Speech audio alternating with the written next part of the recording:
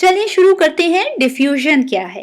Diffusion के process को बेहतर तौर पर समझने के लिए हमने यहाँ पर एक कंटेनर लिया है जिसमें हमारे पास 2 रीजन्स बनाए हुए हैं। एक लो प्रेशर है, आप देख सकते हैं, और दूसरा हाई प्रेशर हमारे पास रीजन है।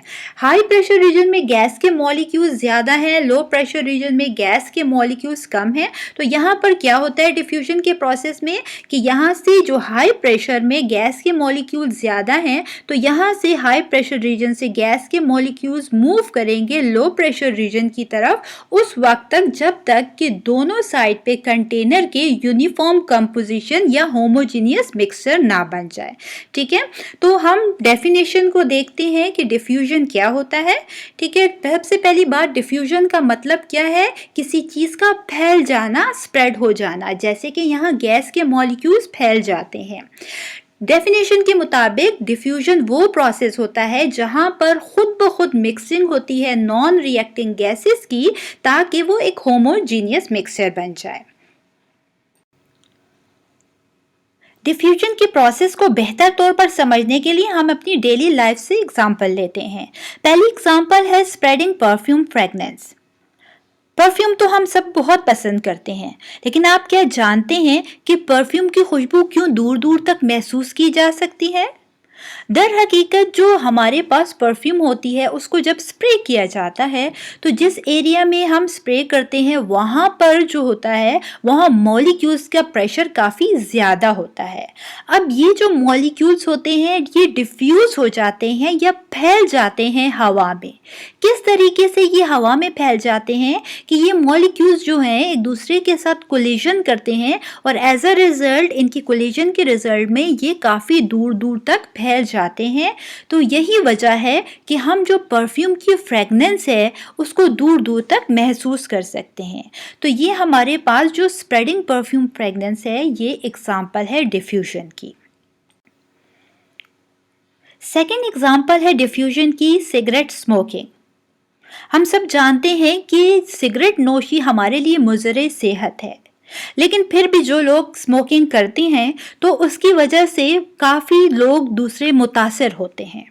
ठीक है, होता क्या है कि हमारे पास ये जो स्मोक के मॉलिक्यूल्स होते हैं ये हवा में फैल जाते हैं या डिफ्यूज़ हो जाते हैं। एज अ रिज़ल्ट हम काफ़ी दूर तक इस स्मोक को महसूस कर सकते हैं। क्या आपने महसूस किया है कि जब कभी कोक, पेप्सी या सोडा का कैन या बॉटल हम ओपन करते हैं तो एकदम से एक आवाज़ आती है, ऐसा क्यों होता है? दर हकीकत जब हम यहाँ पर देखते हैं कि जो पेप्सी होती है, कैन या सोडा होता है, तो इसमें कार्बन डाइऑक्साइड गैस को काफ़ी प्रेशर से इसके अंदर डाला जाता है।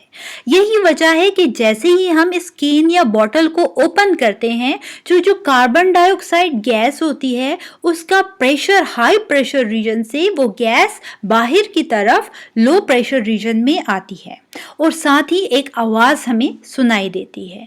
तो जो गैस के मॉलिक्यूल्स है यहाँ पर हाई प्रेशर रीजन से लो प्रेशर रीजन की तरफ मूव करते हैं, मीन्स हमारे पास बॉटल या इस कैन के अंदर से बाहर की तरफ जब मूवमेंट करते हैं इस कैन या बॉटल को खोलने पर, तो ये हमारे पास एग्जाम्पल है डिफ्यूजन की। थर्ड एग्जाम्पल है हमारे पास डिफ्यूजन की, वो है ब्रस्टिंग ऑफ टायर और फुटबॉल। जब टायर या फुटबॉल फटता है तो आपने देखा होगा कि उसके फटने के साथ एक डज की आवाज़ आती है। होता क्या है हमारे पास? हम देखते हैं कि जो टायर है या फुटबॉल है इसमें हमने हवा भरी होती है। ठीक है, तो हमारे पास जो टायर या फुटबॉल है उसके अंदर जो एयर का प्रेशर है वो बहुत ज़्यादा होता है, मीन्स कि ये हाई प्रेशर होता है यहाँ पर।